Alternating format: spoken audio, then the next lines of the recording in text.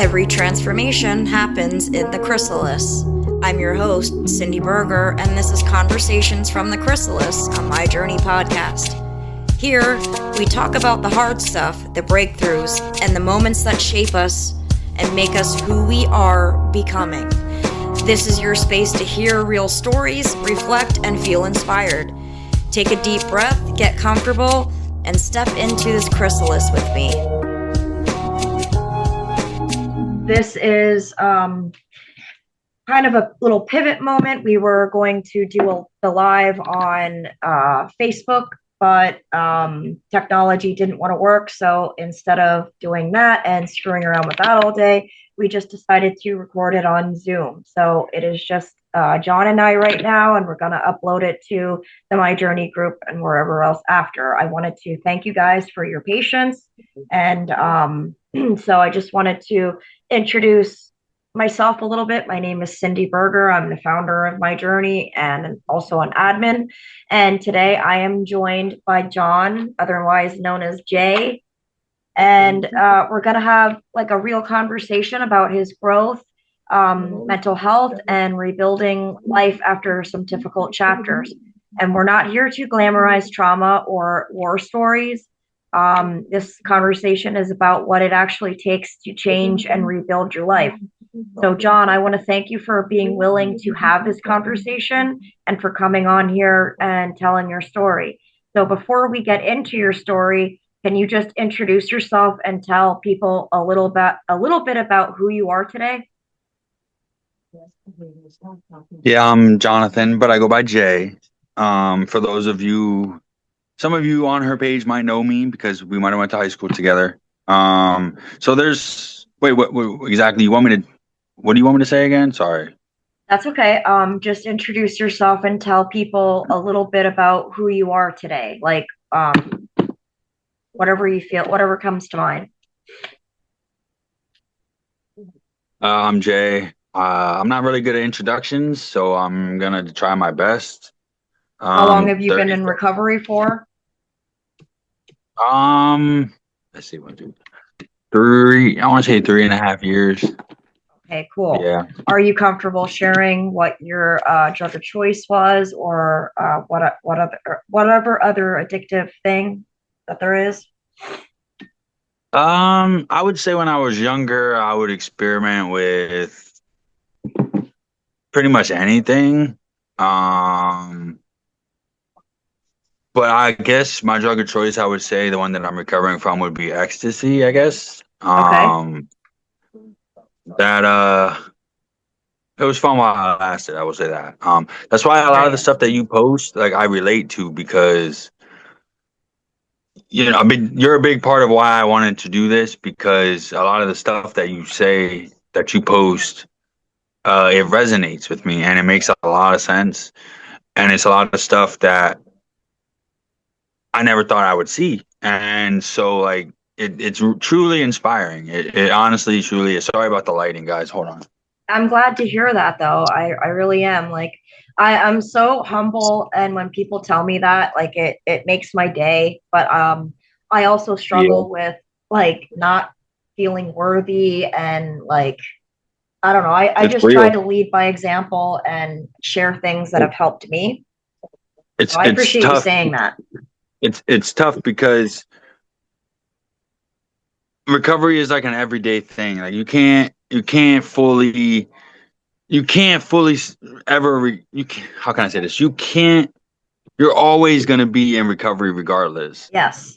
There's no end date for recovery. There's always a start date, but there's never an end date. No, you're absolutely right. But you have helped me. Like I said, I know I've known you since high school, but I'm saying, like, a lot of the stuff that you post is relatable. Mm-hmm. And, I just want to get my story out there so people know, like, hey, like, it's a struggle. It definitely is. But when I was younger, I would experiment with pretty much a lot of stuff just because I wanted to see. Mm-hmm. Me too.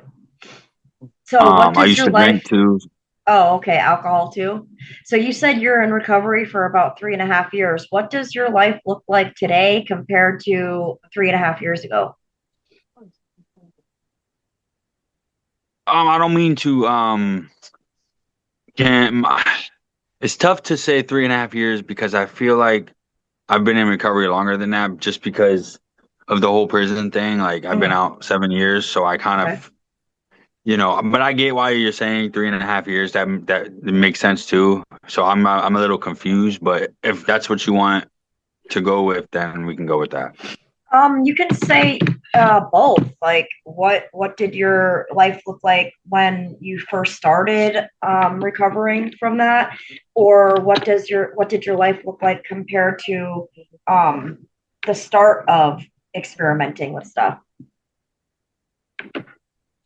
No, I think we'll stick with the 3.5 because I think anything before then really is irrelevant because you can't really call yourself a recover. You can't really say you're in recovery if you're still experimenting or doing other things. Right. Um, so the 3.5 years, kind of my life has gotten better in those 3.5 years. There's a lot of, excuse me, there's a lot of things where you can go back as far as whatever, however far you want. But I think for this timeline, I think 3.5 years fits. I think that's perfect. Okay. So, what are you most proud of about who you've become? What are you most proud of? Uh, I guess I would have to say my determination and my motivation because um you have to be, at least for me, I had to be very motivated and I had to be I just had to have the willpower to do it. That it's a struggle every day, and early on it was even more of a struggle because I'm like, well, what am I supposed to do now? This is what my life has been for so long. Yep.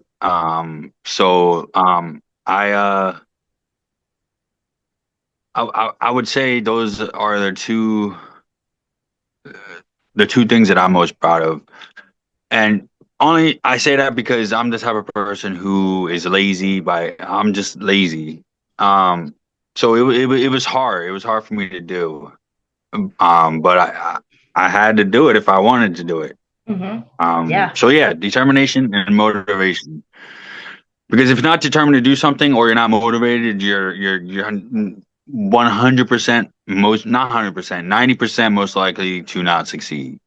You have to Yeah. have determination and motivation. That's very true. Yes, that's It very doesn't true. matter if it doesn't matter if anybody else or whoever, it doesn't matter if if they don't it doesn't really matter when it comes down to it. It doesn't really matter what other people say. It's about you. You know what I'm saying? Because if Hmm. other people want you to recover or get help or whatever, if ultimately if you don't want the help, it's not going to happen. Exactly. That's Exactly. it's not something that should be forced upon somebody. But I'm just saying, like the last 3.5 years has been pretty. It's been pretty decent. I've had more money in my pockets, That's um, always a good thing. and I feel like it's made me understand my mental health better. Um, so What keeps you most grounded? Like, what keeps you in check, like in line? that's a good question. Hmm. You caught me off guard with that one. Like, is there something that helps you, like music or journaling or exercising, anything like that? Music is a big part of me only because I grew up. I was listening to all types of music. Come on, Cindy, you know what music we used to. I know. I I, I remember. actually, I actually forgot that I had an AFI song in my playlist. Oh my God. You Yeah, I remember feel them? old. Yes, I feel old thinking about that shit. Simple Plan, freaking, even the Backstreet Boys, that Oh, kind of stuff. well, Hanson. That was my right, first but concert. But I, I, yeah, I ask and I start with this because I really think that it's important for people to know and hear who the person is today, not just where they came from. right, because So, There's a lot of bad stuff out there about me, you know what I mean? And I'm not saying that I'm, a perfect person because I'm not. I've made a lot of mistakes in my life. I've done a lot of people wrong.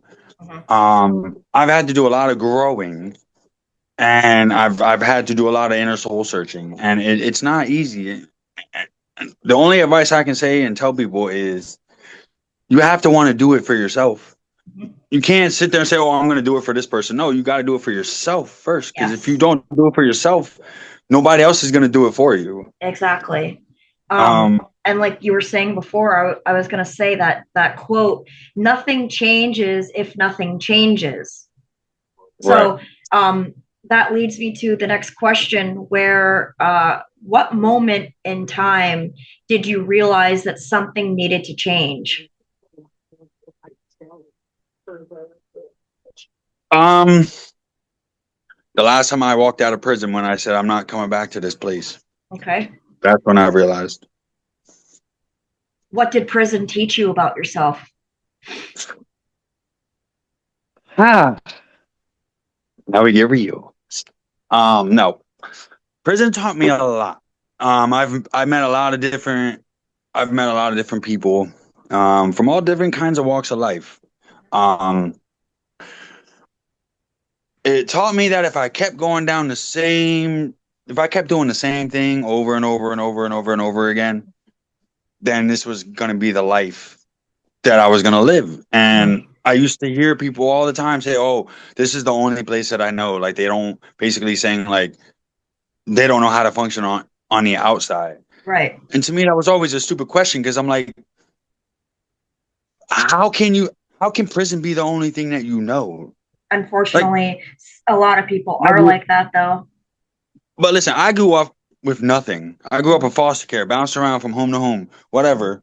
And prison is not the life. I tell you, people, prison is not the life. It's not No, the it's place to not. be. Mental health treatment, no, just zero, Right. bare spanking minimum, And there's like very few prisons that the minimum. actually, yeah, because like there's very few prisons that actually are supportive of reform, like helping people learn a trade or start a career or get their GED or studying school. Most of them aren't They like do that. have that. They do They have do. stuff like that. They do. If you go on their website, the DOC's website, it'll tell you like on each prison like which programs are there, but inmates don't want to do them. They're lazy. They don't want. Listen, I went and got my carpentry Mhm. certificate, the basic entry level one. Let's see, I got my flagger certificate. I did stuff while I was there. You got to make something. You know what I mean? You can't just sit back and they do have stuff, but it's Yeah, it's basically bare minimum. Like right, prison is not. It's meant for what it's meant for as a punishment. right. And I can It's also punishment. The understand. team, Go ahead. everything else in between, like the TVs and the commissary that you get, that's luxury in prison. Hmm. Like the normal person doesn't get that. If you're not working or people aren't putting money on your books, like Right. Then you have nothing. you don't have exactly Hmm. zero. Right. And But like if you it do a basically woke job me up. there, you only get like 5 cents an hour or some stupid shit like that. Yeah, I would make like 20 something dollars a month. Wow. Wow. Yeah, Yeah. and I can understand the people that are there with life sentences. Like, why would they want to get their GED? Why would they want to learn? You know what I mean? Because, like, what's the point? Cindy, don't not to cut you off, but I know you're big on doing extracurricular stuff on camera, but this is a nicotine vape. Okay. Yeah, no Just like problem. this because I know you're big on that and I understand. Yeah, no problem. I mean, I am 420 friendly. I support it, but Yeah, me too. other people may not, and many other, well, not many, but there might be people that are triggered by it. So that's just the only reason why I keep it like that. But thank you for telling me that it's a nicotine vape. I don't care, but the viewers might. So I appreciate you saying that. So But I'm yeah, gonna go ahead. prison had what see, I was back. See, I was so stupid, man. I was doing just stupid shit.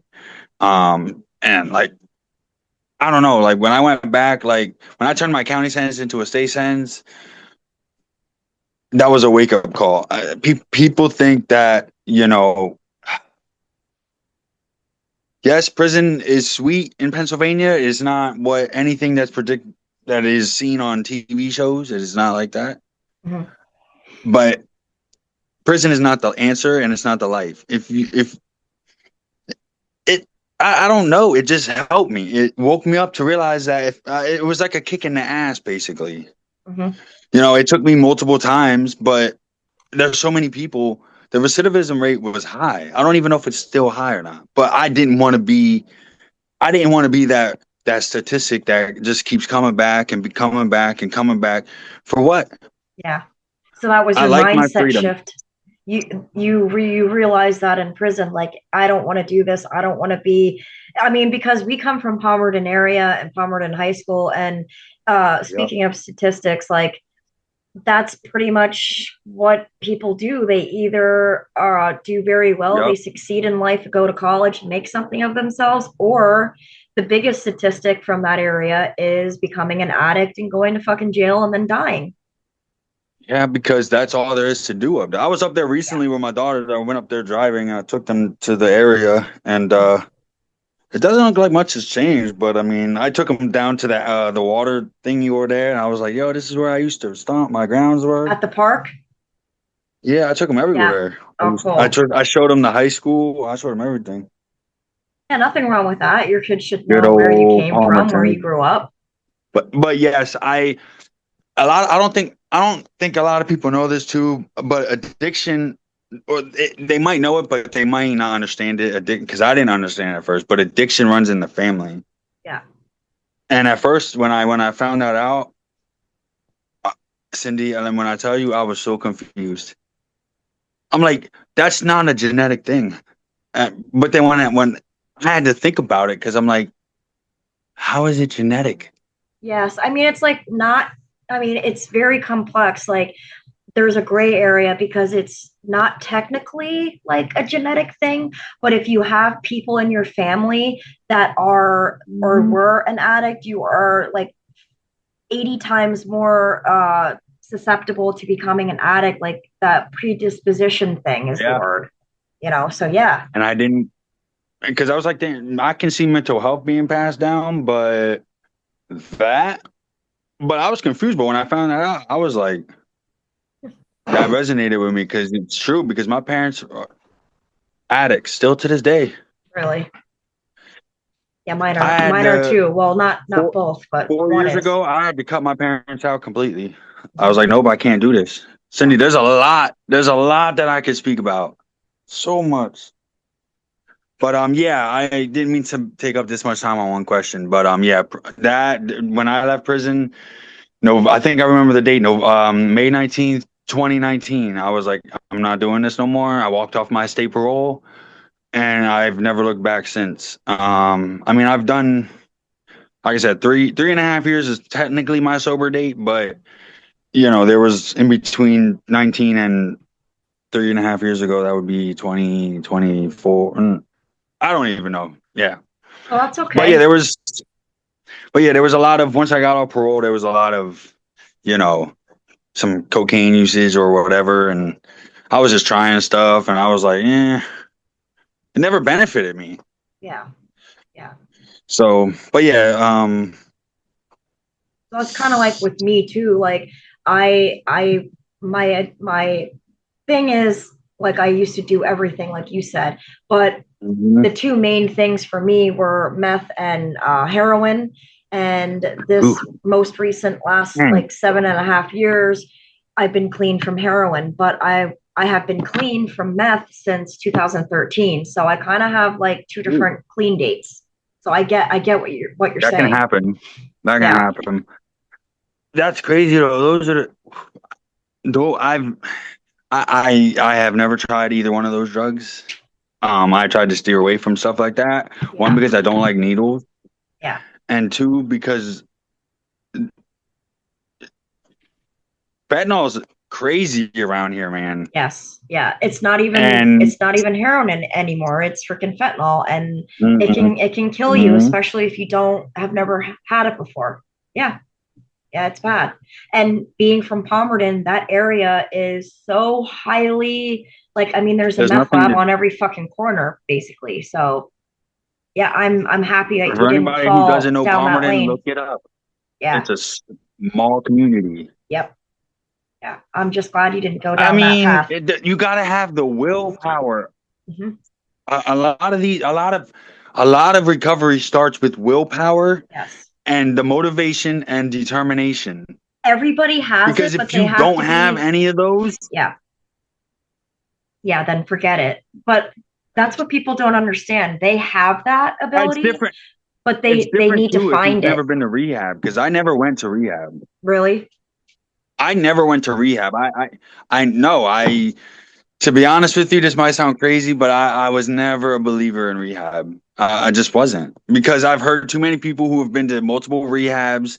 I don't Mhm. want to be bouncing around from rehab to rehab to rehab. Yeah. It's no. It's I was like, no, I'm gonna do this for myself, and I just put my big boy panties on and I That's did it on my own because awesome. I was like, I want people to know that you don't need rehab. Some people need rehab. I'm not Yeah. saying people shouldn't do rehab or go to rehab. I'm just Right. saying personally for me, rehab wasn't an option because I just felt like if I was gonna do this, I had to do it without rehab.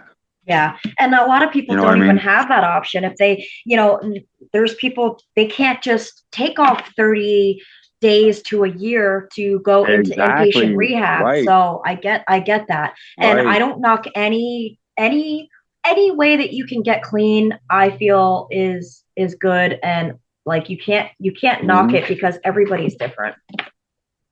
Exactly. That's what I'm saying. Like, I just didn't want to do rehab. It just wasn't. To me, I just didn't feel like I didn't feel like I wasn't spending like all my money. Like I wasn't like out in the street bumming for change or whatever. Like Mhm.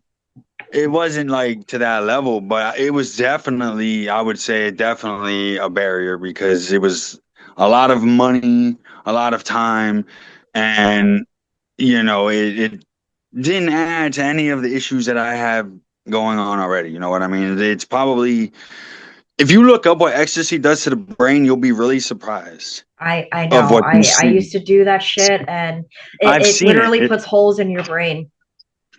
Yes, Yeah. yes, yes. And I was getting it in the liquid form, in the pill form, and yeah, it was crazy, Cindy. They just kept feeding me, and I was like, oh, what? This seems interesting. And then curiosity kills the cat. Mhm. Next thing you Yep. know, 2 or 3 years, I'm doing this shit. Like, Yeah. Yeah. and now it's all nothing but memories. And every time I think about it, it like I don't know. It's weird because it just like makes me happy because it was like a good time. You know what I mean? But then I'm like, Yes. well, I'm in recovery. I shouldn't be laughing about that. Well, I mean, I can't say that because I went through the same type of thing. Like, um, sometimes talking about it is healthy, but the only thing that isn't healthy is if you go back to it and you glamorize it. Like, oh yeah, that was the best time of my life. You can't really say it was the best time of your life, even if you did have fun, because it ended up in fucking your life up, losing things, burning bridges with people, that kind of thing. But I totally Mhm. understand what you're saying. I get that.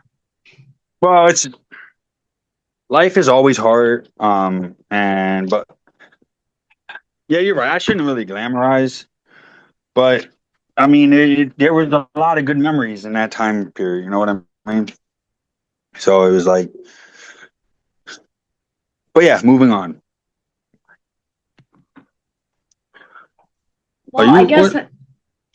I guess you can say that it was a good time of your life because it taught you things about yourself and it things happen for a reason. I truly believe that. So that's definitely a part of your story and why you're still standing here today. A lot of determination, motivation, and willpower. Yeah. It's all, it's all, And don't ever tell yourself you can't, because I told myself I can't for the longest time. I'm like, I can't do this. I can't do this. I can't Hmm. do this. Sometimes to this day, I still tell myself I can't do this, but part of my recovery and my journey has been to never tell myself I can't do something, because I'm gonna 9 times out of 10 prove myself wrong. It's not about proving anybody else wrong. It's about proving yourself wrong. Yes. Do you remember Mr. Brown, the music director in high school? I think so. Okay, I because don't. he I don't quite remember like what he looks like, but I do think I Okay, so remember do him. you remember he used to have this big sign on his chalkboard that said the word can't, and it had the circle with the line through it. So that has stayed Yeah. with me my entire life. Like you can say that you Hmm. can't, but you really can. You just like you said, you have to Hmm. have the willpower and the motivation. You have to find that in yourself to be able to do that. But I wanna switch to some mental health questions if that's okay. Yeah. Go ahead. Okay. So I know that you've been open about living with severe mental health challenges, but I want to ask you what that looks like for you day to day. Like what is your life like when because I don't know what your diagnoses are, and you don't have to say exactly what they are if you don't want to, but I'm just curious what your everyday life Um, looks like.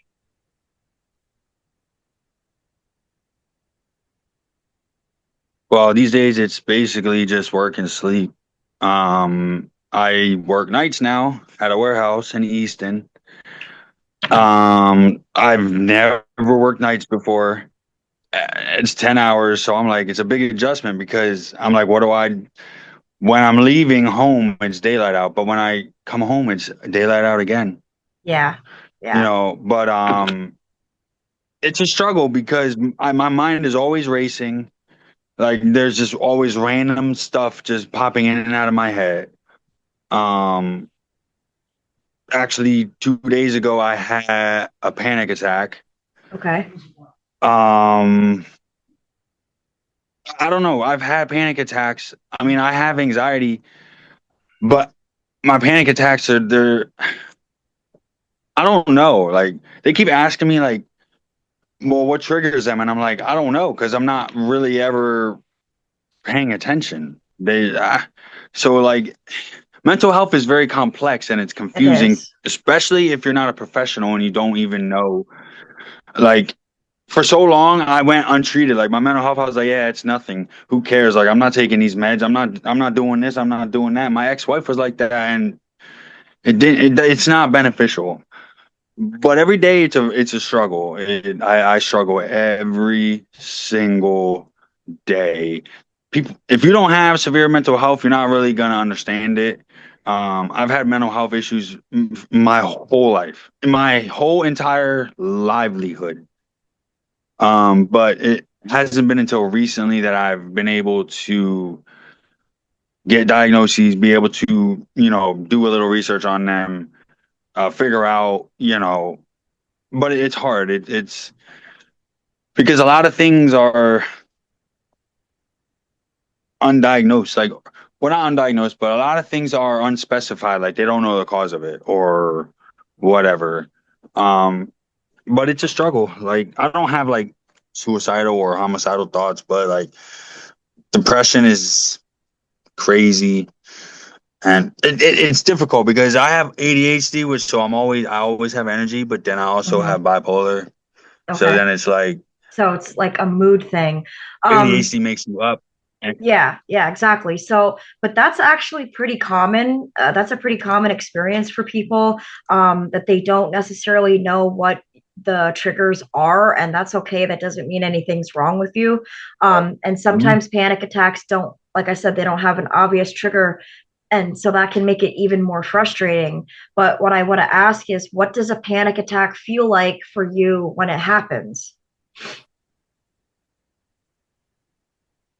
I get real sweaty. Um, my chest tightens up. See, when I first started having these, I thought I was having a heart attack, like dead Jesus. ass. Yeah, that's I what they went can into the feel like. hospital. I'm like, oh, I'm having a heart attack. And then they realize, no, you're not having a heart attack.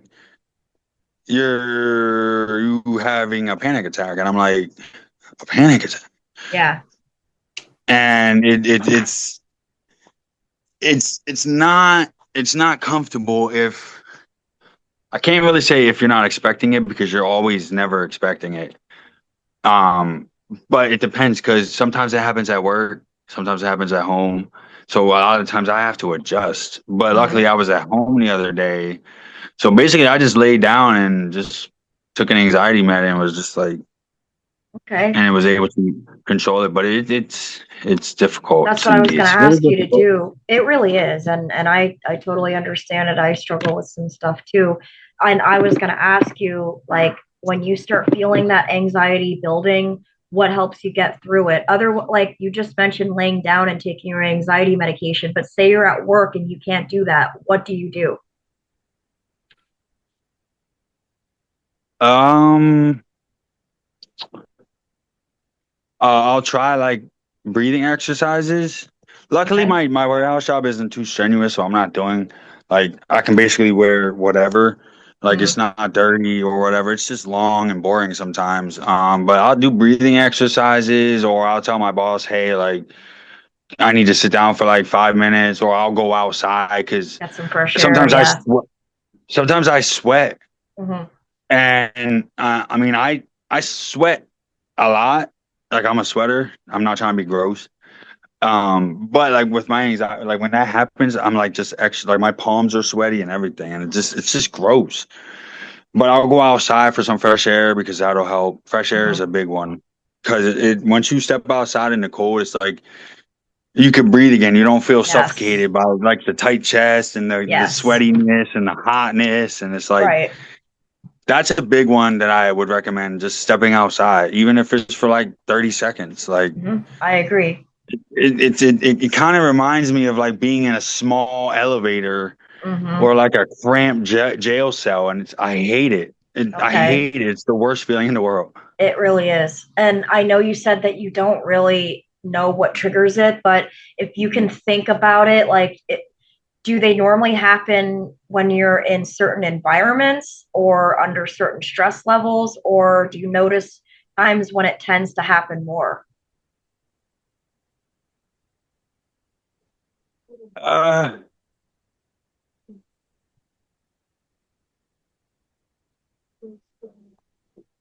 can you repeat the question? I was trying to think about it, but then I forgot the question. Sure. Sorry.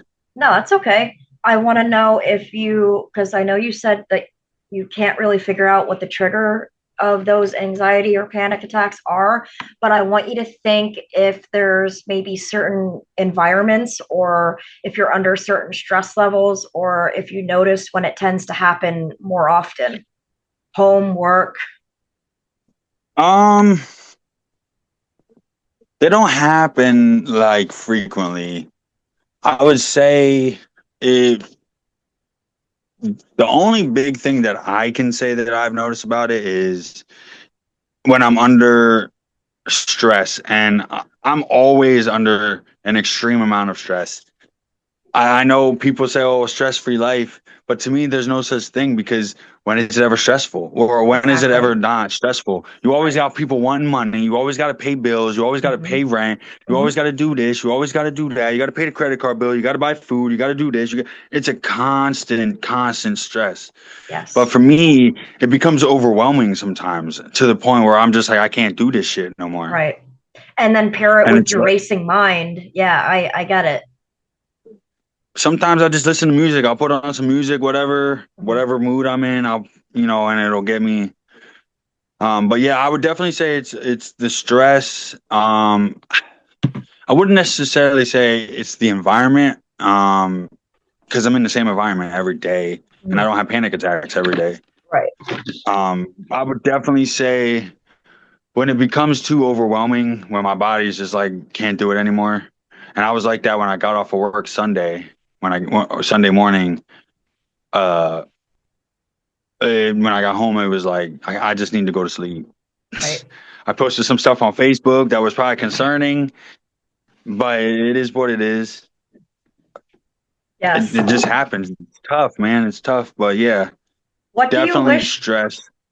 Okay, yeah, that makes a lot of sense. Do you wish, is there a certain thing that you wish people that don't have anxiety or don't have struggles with mental health, what do you wish that they would understand about it? Or what do you want them to know? Can you repeat that? Because you cut out. I'm sorry. You cut out on People my end. Can you repeat that? Sorry. people that don't have panic attacks, anxiety, or any kind of mental health struggles, what do you wish that people understood about it, or what do you want them to know?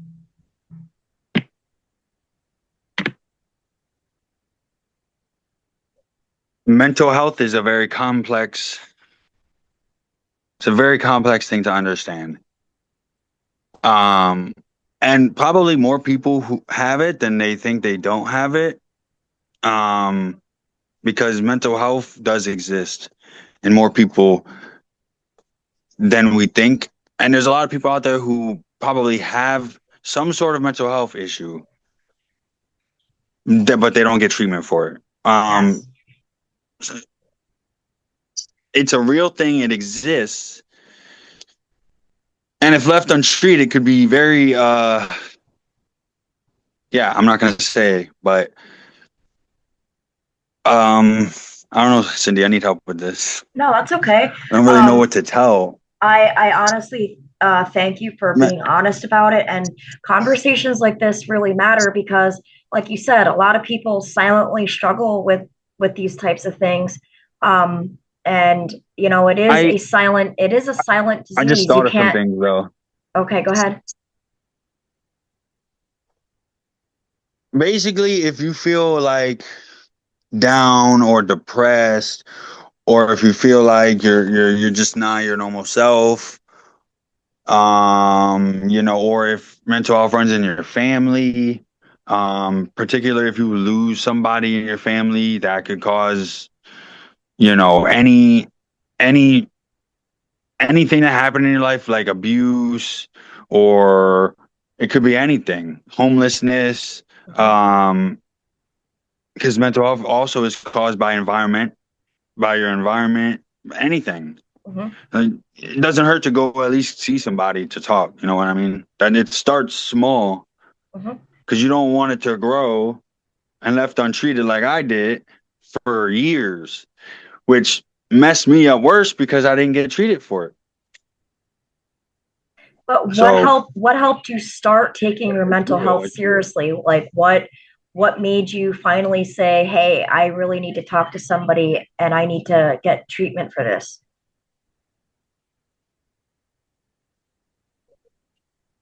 Good question. Very good question. I guess because it ran in my family, and once I found out, and plus I knew there was something wrong with me in my brain. I was on meds my whole life, even when I was in school. They put me on a lot of meds.